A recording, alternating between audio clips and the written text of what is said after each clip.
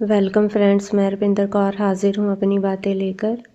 आज हम बात करने वाले हैं kinds of gender in English Hindi. लिंग के प्रकार, लिंग के भेद, लिंग की किस्मों के बारे में बात करेंगे अंग्रेजी और हिंदी में साथ साथ। तो पिछली वीडियो में हमने बात की थी अंग्रेजी व्याकरण के नियम के अनुसार जेंडर की डेफिनेशन क्या है, इसकी परिभाषा क्या है, इसका अंग्रेजी व्याकरण में क्या रोल है।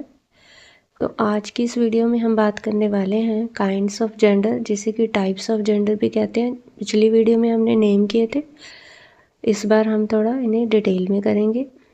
तो टाइप्स ऑफ जेंडर कह लीजिए या काइंड्स ऑफ जेंडर कह लीजिए, सेम ही चीज़ है।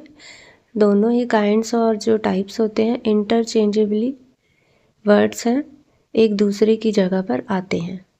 तो चलिए वीडियो शुरू करते हैं। Number 1, masculine gender.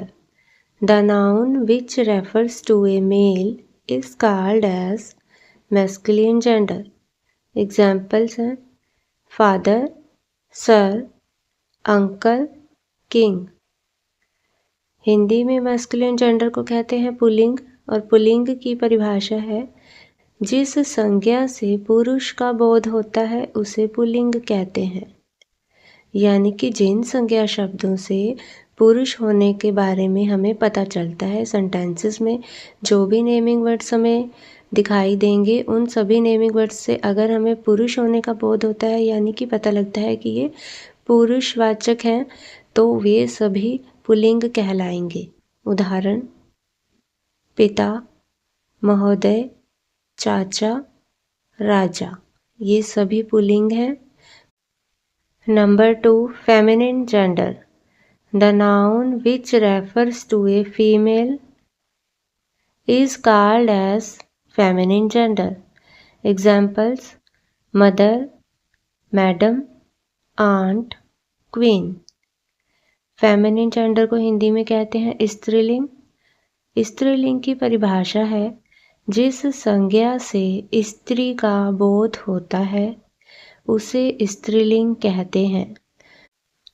यानी कि जिन संज्ञा शब्दों से स्त्री होने के बारे में पता चलता है उसे स्त्रीलिंग कहते हैं। उदाहरण माता, महोदया, चाची, रानी आदि, ये सभी स्त्रीलिंग में आते हैं। Number 3, neuter gender. The noun which refers to a lifeless thing is called as neuter gender. Examples: chair, glass, mirror, book. Hindi में न्यूटर जेंडर को कहते हैं नपुंसक लिंग। जिस संज्ञा से निर्जीव वस्तु का बोध होता है उसे नपुंसक लिंग कहते हैं। यानी कि जिन संज्ञा शब्दों से ना तो पुरुष जाति का बोध होता है और ना ही स्त्री जाति का बोध होता है। अब पुरुष जाति और स्त्री जाति, चाहे वो इंसान हो या जानवर हो या पक्षी हो, वो सभी सजीव हैं, यानी कि उनके अंदर जान है, वो जिंदा है। और यहाँ पर बात हो रही है न्यूटर की, यानी कि निर्जीव चीज़ों के बारे में बात हो रही है जिनके अंदर जान नहीं होती, लाइफलेस होते हैं, लाइफलेस थिंग्स के बारे में बात हो रही है, तो इन्हें ही नपुंसक लिंग कहते हैं। उदाहरण कुर्सी, गिलास, शीशा, किताब। Number 4, common gender. The noun which refers to both a female or male is called as a common gender. Examples: tailor, student, teacher. Common gender को हिंदी में कहते हैं सामान्य लिंग।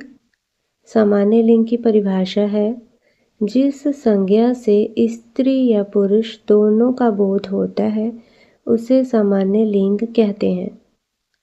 यानी कि जिन संज्ञा शब्दों से स्त्री जाति का और पुरुष जाति का दोनों के बारे में ही हमें पता चलता है, दोनों ही कॉमन रूप से हमारे सामने आते हैं, तो उसे ही सामान्य लिंग कहते हैं। उदाहरण दर्जी, विद्यार्थी, अध्यापक आदि। अब टेलर मेल भी हो सकता है, फीमेल भी। स्टूडेंट भी देखो बॉयज़ भी होते हैं गर्ल्स भी, दोनों को ही लिए हम कॉमन जेंडर यूज़ करते हैं कि दोनों स्टूडेंट हैं। ऐसे ही टीचर अध्यापक हो चाहे अध्यापिका हो, दोनों का ही कॉमन जेंडर निकलता है टीचर। तो इस तरह से ये कॉमन जेंडर में आते हैं टेलर, स्टूडेंट, टीचर। तो उम्मीद है इस वीडियो से आपको मदद मिलेगी। इतने इजी वे में किया हुआ है हमने, इंग्लिश और हिंदी दोनों में साथ साथ अनुवाद किया है ताकि अच्छे से समझ आ सके। उम्मीद है इस वीडियो से आपको मदद मिलेगी। धन्यवाद।